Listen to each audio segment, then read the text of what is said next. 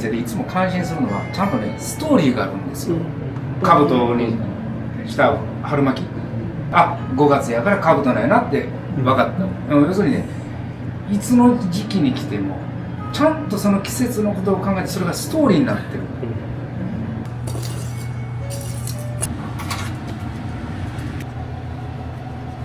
本当に思うのは心配りがすごくいろんなところにあって雰囲気もすごくざっくばらんにできるようにしていただいているので本当に美味しく最後まで楽しく過ごせるような場所です。クラムポンと日本料理のお店になります。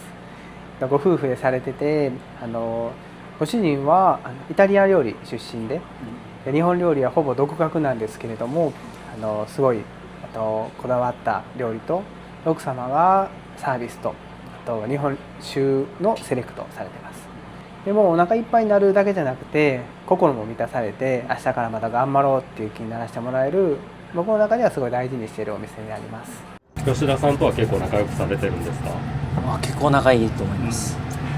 もともと仲良かったんですけど吉田さんが登山行きたいから連れて行け連れて行けってずっと言ってて初めて行ったのが2年前か3年前ぐらいだったと思うんですけどもうそこから2ヶ月に1回ぐらいは定期的に行ってます。そうなんですね。はい、僕ら仕事好きなんで山登りしてても仕事の話ばっかりするんですよ。お互いにジャンル違うんでなんていうんですかね、そういうやり方もあるんやっていうの結構出てくることも多いですし料理歴で言ってもはるかに吉田さんの方が長いですし年齢も4つぐらい向こうの方が上なんですけどなんかだんだん僕が偉そうになってきて結構意見ずばずば言いますそれを許してくれる優しい人です、はい。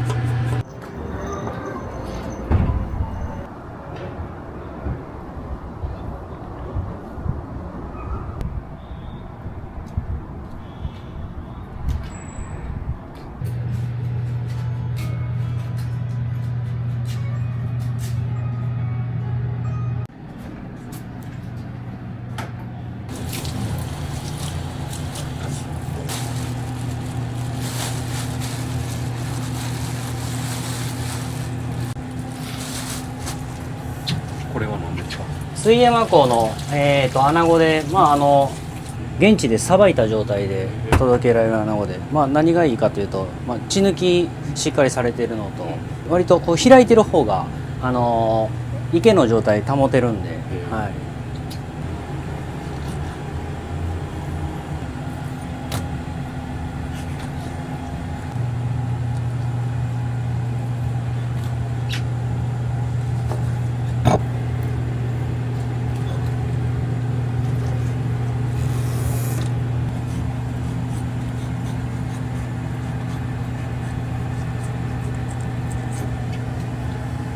があるんで血はちゃんと取ってあ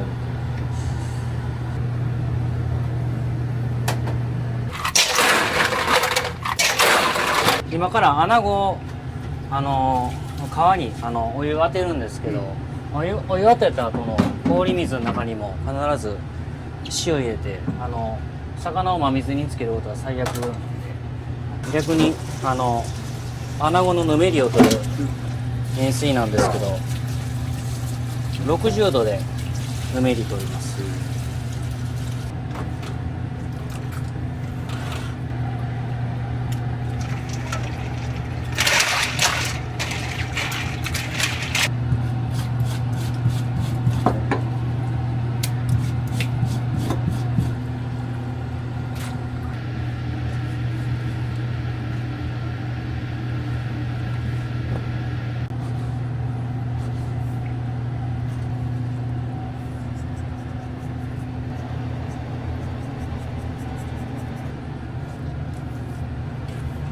さっきの穴子をうちが昆布締めします。昆布とかで昆布締めするのと比べてすごい柔らかい昆布の味の入り方になるんで、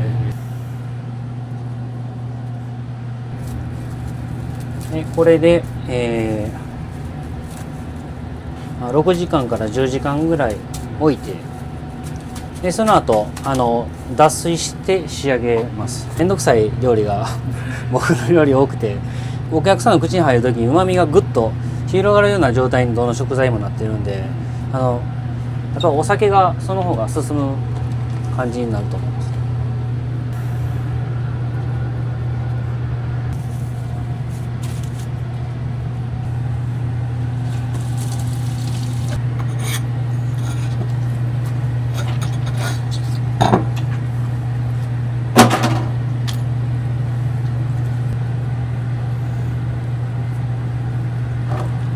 これハリイカです。はい。一般ではあんまり出回ってないと思います。まあ、魚屋さんではよく見ますけど、はい。煮切り酒加えて、で、3日ほど寝かせて塩辛みたいな感じ。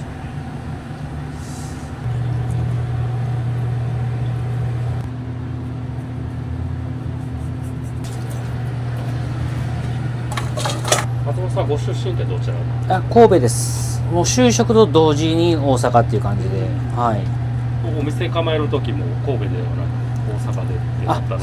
それはもうこの町で働いてもう15年ぐらいになるんですけど、独立するまでももう7、8年過ごしてまして、でそこでお客さんももともとついてくださってる方がいる土地でやった方がいいかなっていうので、それが一つと、あとは僕の料理がちょっと変わってるところもあるんで、変わってる料理出すんだったらそういう受け皿がある場所じゃないと難しいかな、はい、大阪がめっちゃ好きなんではい、神戸もいいんですけど大阪好きなんで妻ともよく喋るんですけど、もうお客さんとなんか結構友達みたいな感じにすぐ仲良くなるんですよ、でそういうのが他の土地では案外難しいのかなっていう。だから僕なんか料理がすごい好きで始めた仕事なんですけど、今飲食で一番好きなのは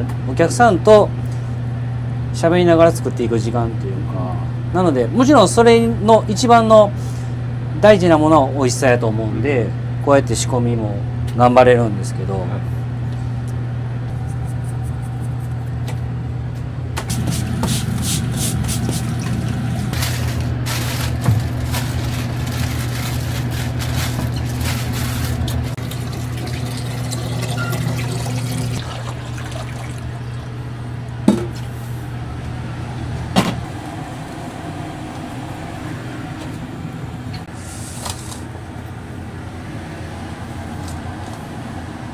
アクを取ってから本茹でっていう感じです。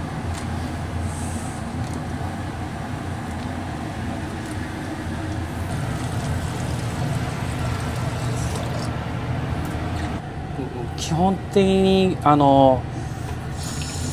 和食の店なんですけど、そもそものコンセプトとしてカ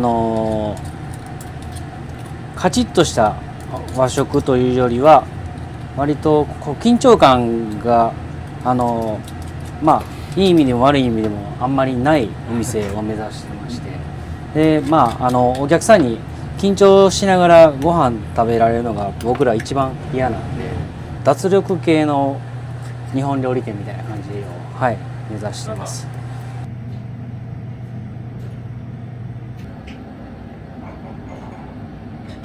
だし取ります。昆布だしの状態です。じゃあ昨日の晩から？はい、そうです。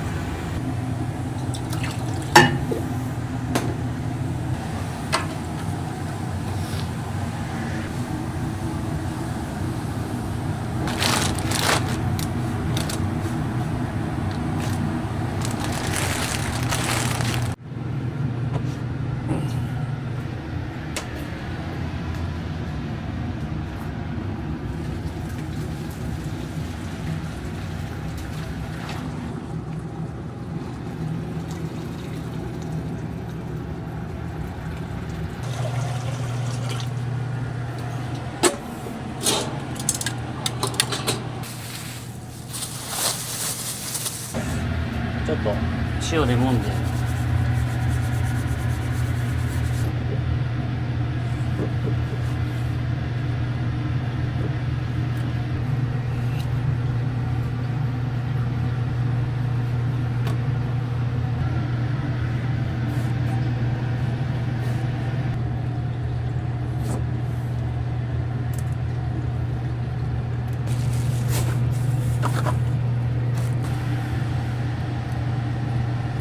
旬の鳥貝です。はい。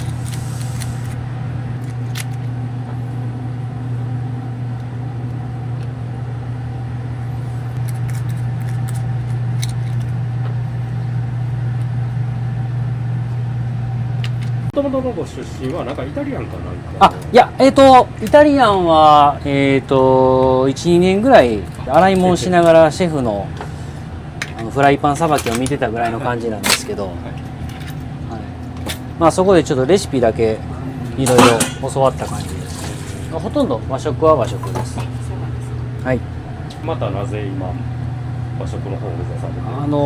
そもそもイタリアンやってた時が勉強させてもらいに行ってたというか、お金もらってなかったんで、大学生の時に通ってたんですけど、なんかそのお金もらわずに働いてるのがなんかその時かっこいいと思っちゃっててで1年半ぐらいして、まあ、やっぱりどんどん資金尽きてくるんで、まあ、お金欲しいなと思ってでちょっとそこを辞めさせてもらって、で普通にもアルバイトとしてどっか料理勉強できるとこないかなと思って探したお店がたまたま、まあ、和食だったんです。でその時和食をやるつもりが全くなかった状態で和食の店入って、料理じゃなくてどっちか言ったら接客勉強するようなイメージでその店に入ったんですけど、厨房に人が足りなくなったっていう時にちょっと借り出されまして、まあ最初はちょっと嫌やなとか思いながら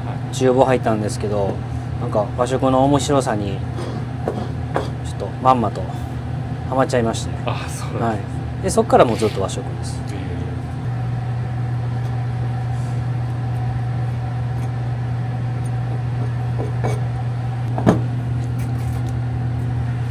出す部分じゃないんですけど、こういうところで味見しながら利き酒してなるほど。お酒の相性を確かめてます。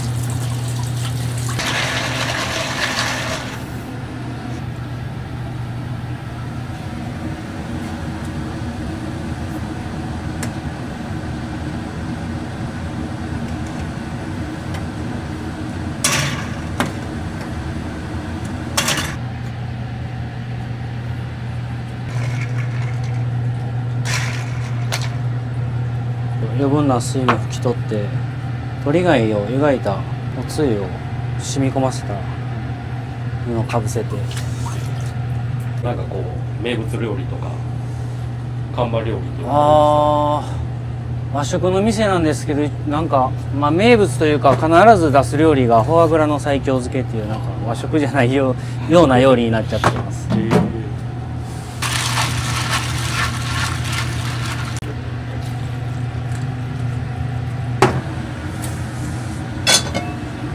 貝の出汁です。しじみですか？はい、しじみです。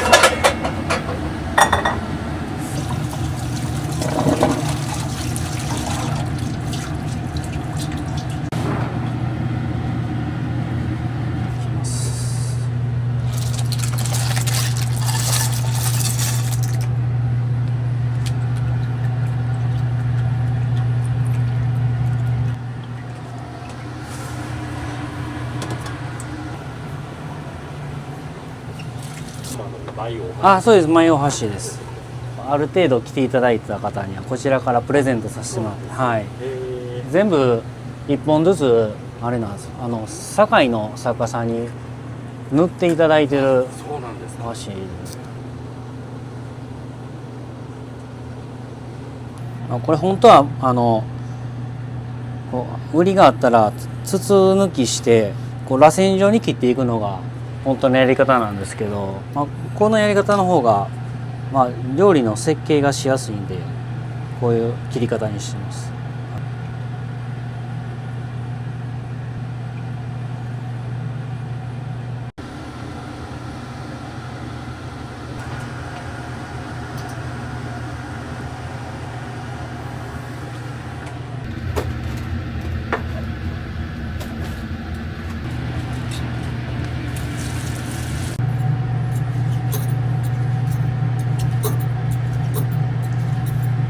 非常にいいお出汁が取れるんで、後でこれで出汁を取ります。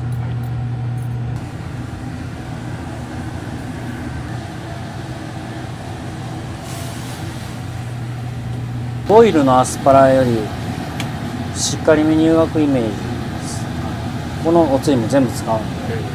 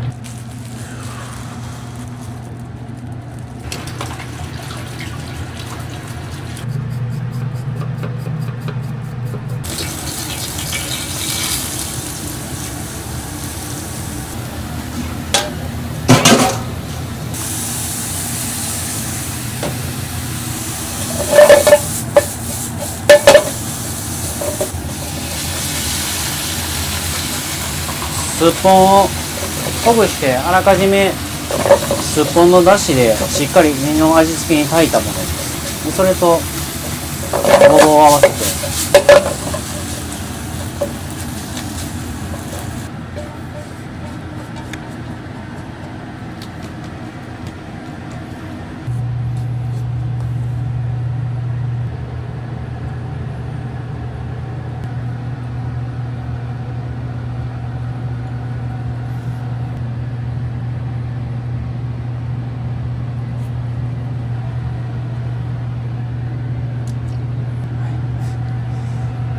5月なんでこの兜の折り方。そうです。手工盛りって言って今いわゆるハスみたいなやつやってるんですけど、はい、カチッとやるんではなくてどっかちょっと砕けた感じのハッスンを毎月心がけてやってます。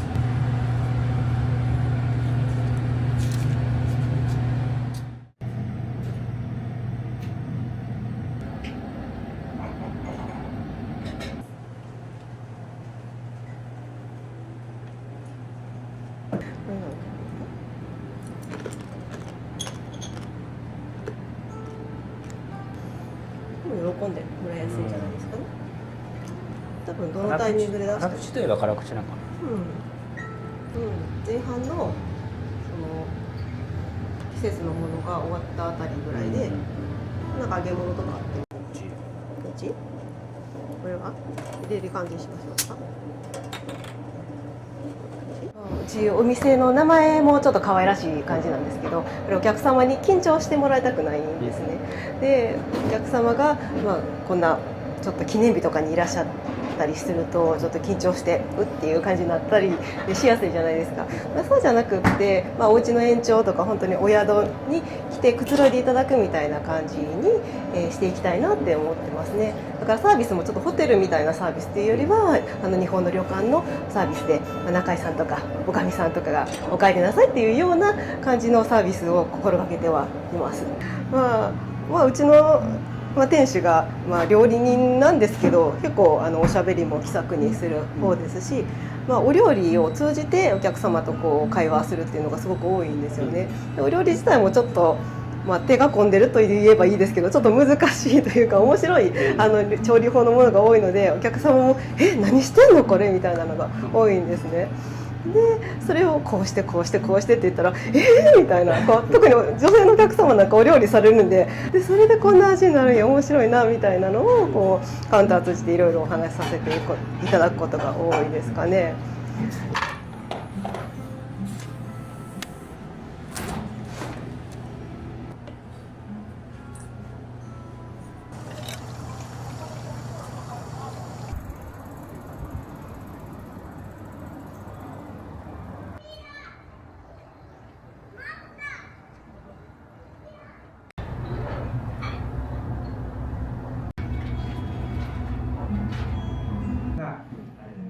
握り飯どうぞやられることも私お前の歯はボロボロやろ。これせめてこのメイドでこれで腹切れる。どんどん喋ってください。全然喋らない。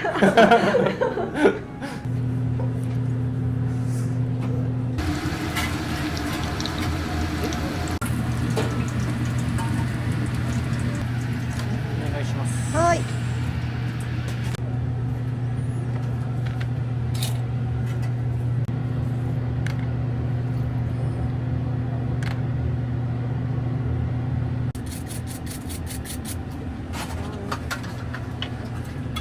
いいじゃないですか。めっちゃしょうがないでしょ。おは待たせいたしました。お隣がアスパラガスをピュレ状にしたものを固めました寄せアスパラガスでございます。アスパラガスの皮や軸からお出汁を取っております。上に駿河湾の桜エビサクサクに揚げたものを乗せております。で手前の小鉢がいつものフォアグラの西京漬けでございます。白トリュフの蜂蜜少し乗せております。ちびちびどうぞ。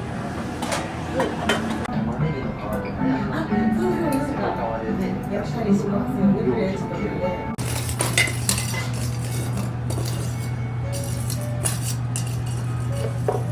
要はお酒のアルコール飛ばしてそれ料理に使うんですけど、煮切り終わった瞬間に間違えて捨ててしまって煮切り終わった瞬間にシンクにバーンただのお湯やと思って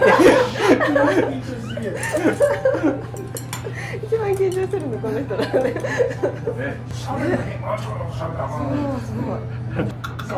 ご紹介の店。あ、もうそれも言ってます。もう次の紹介。はい。日本中行きますね。めっちゃ暑いですよね、今日。最低気温が19度なんですよ。青のりとですね、タイの白子の和風リゾットになります。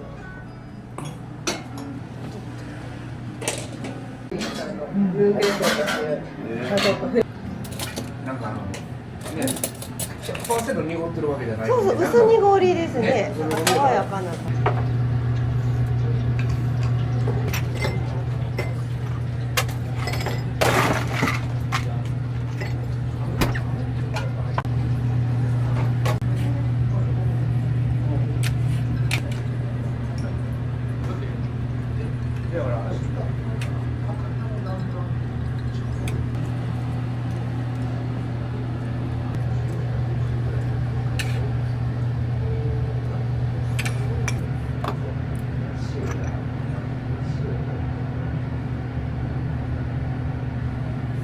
お待たせいたしました。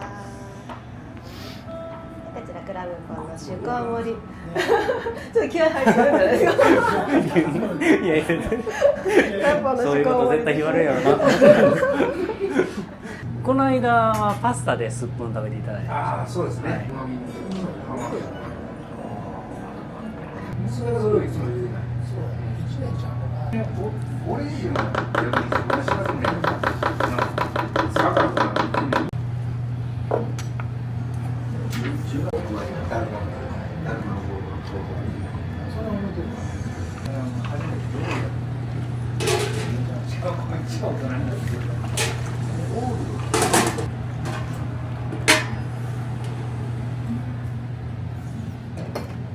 そら豆と、糸もずくの茶碗蒸しでございます。少し清め振ってあります。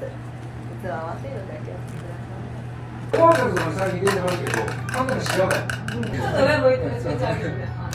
似てるよね、みんなね。マロンさんのお味も出てくる。あれがちょっと。あんみつ食べたいですね。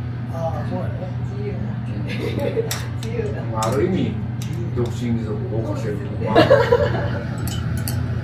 美味しいよ。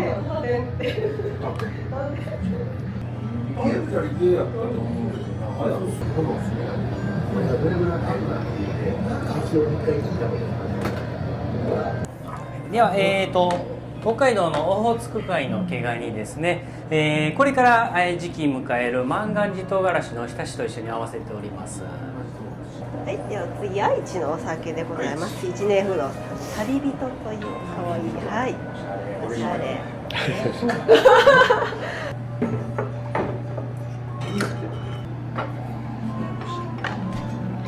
味しいですね、毛ガニね。モクズガニ、モクズガニ、はい。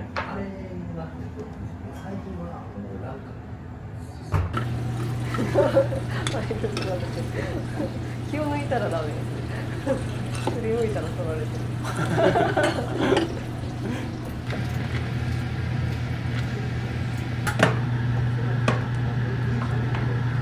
血合いを天ぷらで。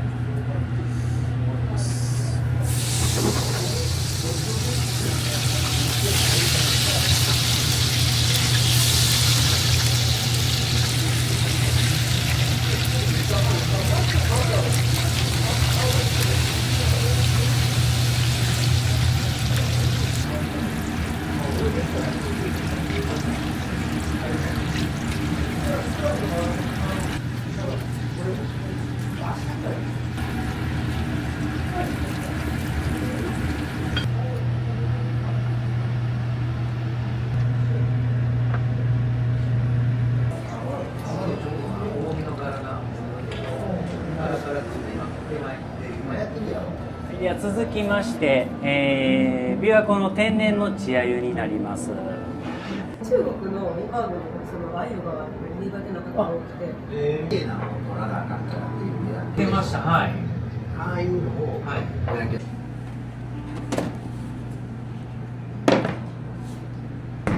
分兄弟になってたから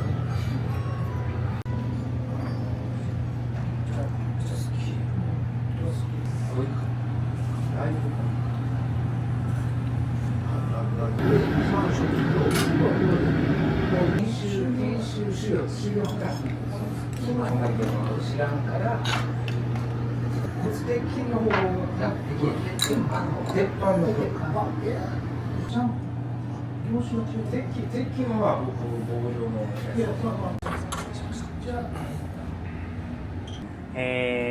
伊勢湾の鳥貝ですね。3% の結構濃いめの塩水でさっと、湯がいたものを最後炭でささっと炙っております。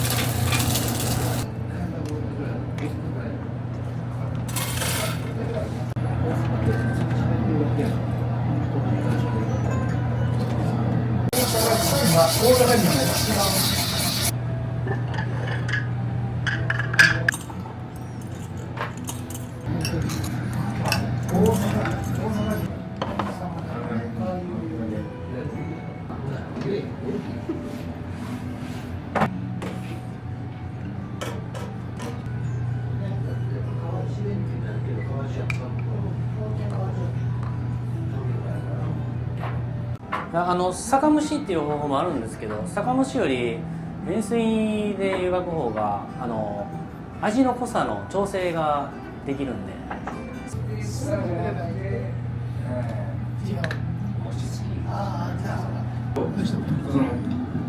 半分の福岡にちょうどそれが行ったんで、多分それが買う。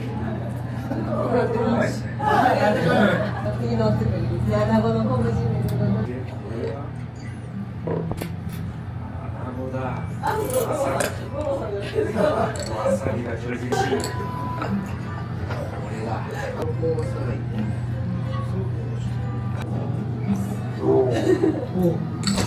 じゃあ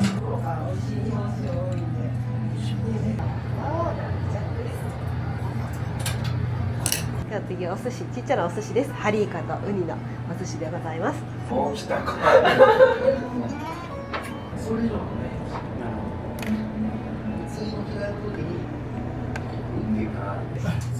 そうなんちゃう本気のやつですね。昔の。増えますけど。じゃあ向こうは何？フェリーだったらスピリチュアルのところ高千穂高千穂ですか高千穂市に行って紙で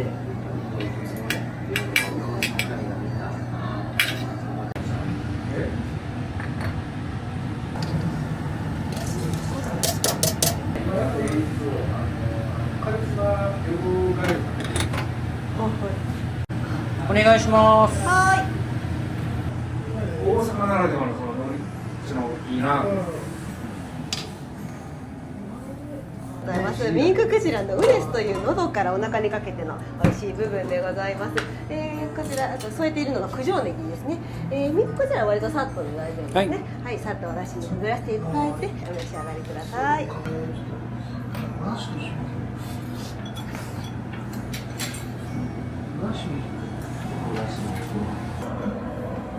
でしたね。小説が。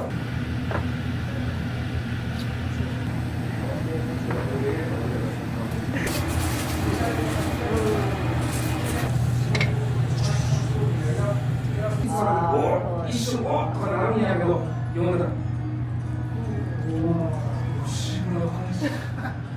た。もう分かるこの演技的ですね。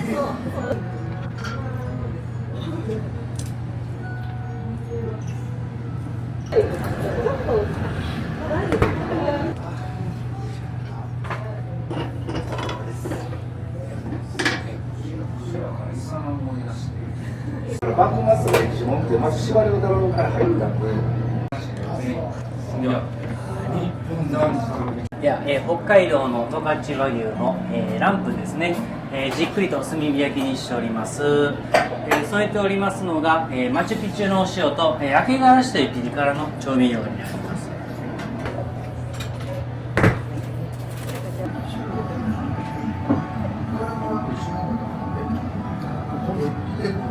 ちょうど今長浜や。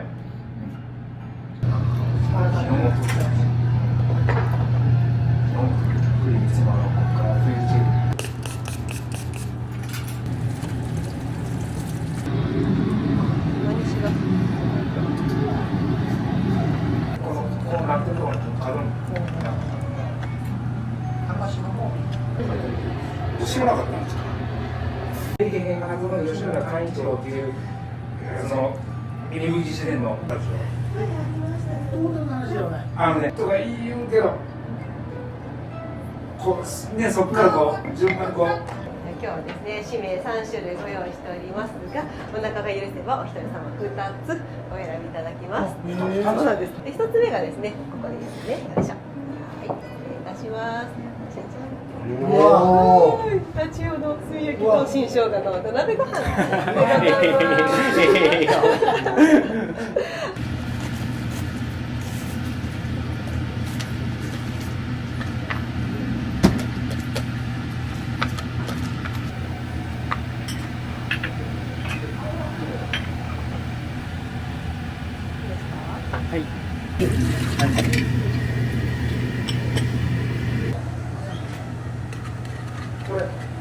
これ以上ね。はい、タチウオと新生姜の土鍋ご飯です。これ逆に以上だ。イメージした逆に以上。逆に以上。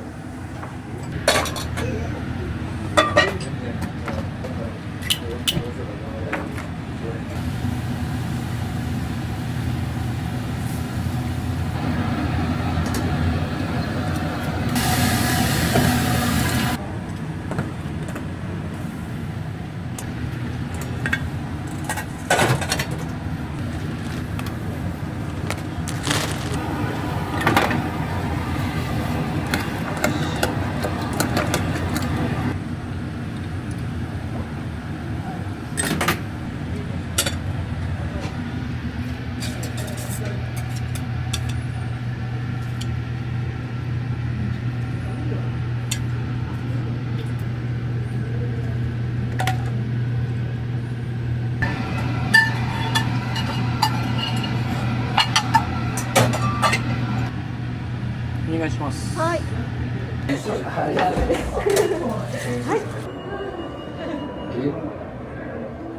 苔好きにはたまらないです。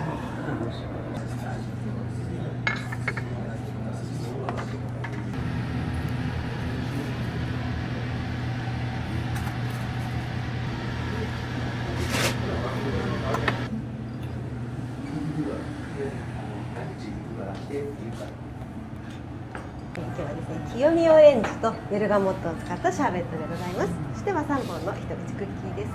お料理以上でございます。ありがとうございます。お茶お持ちします。ありがとうございます。このお店は名店だと、はいこのお店はおすすめだと思われるお店をご紹介していただきたいんですけれども、まずですね、北浜のアンフィーノさんですね、アンフィーノさんの特徴はもう北浜の、一等地の、7階から見下ろす展望で、お昼はもうその目の前にあるバラ園を見ながらお食事できる席もあったりとかですね、店内もすごく広々としてゴージャスな雰囲気で楽しんでいただけます。でお料理は、ご主人が、東京の、おテルド三国さんご出身で、もう正統派のフレンチをガンガン学んでこられた方で、料理の特徴としてはフレンチの色もあるんですが、生産者さんの、思いのこもったお料理を中心に、作られております。で生産者さんの顔が見える、食材を、取り扱ってらっしゃるので、生産者さんとのストーリーみたいなものを聞くのも非常に楽しいお店だと思います。で同じ福島区の、大島というイタリアンのお店、大島さんですね。大島さんの特徴は何といっても、カウンターの、ど真ん中に、鎮座する、焚き火の窯ですね。焚き火の窯がメラメラと、焼かれているところを、見ながら、お食事されるのはすごく、他のお店にはない幻想的な空気とも言いますか、あそこでしか体験できない空気感だと思います。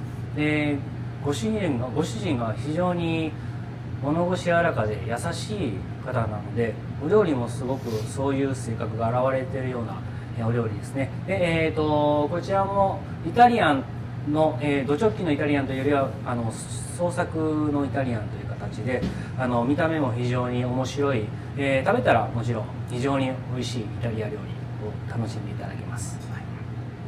大淀、福島区から少し行った大淀にある、なにわ割烹のぼるさん、日本料理のお店です。この、なにわ割烹というぐらいなんで、木川さん出身ですごく、真っ当な日本料理を学んでこられたお店ですね。店内も、非常に落ち着いた感じの、ザ和食という、ような雰囲気の和食が楽しめるお店です。ただ、和食でお吸い物とかもすごい美味しいんですけれども、ご主人が多分すごいお酒が好きな方なので、僕ら行った時もなんかついついお酒に手が伸びてしまうような、はい、日本料理ですね。はい、非常におすすめです。でも人柄に、そうですね。夫婦人柄にそれにつきますよ、一番ですよね。何度ご飯欲しかったら、いいけど、それに尽きると思うね。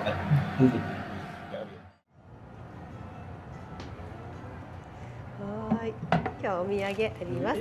さっきの。いやいやいや。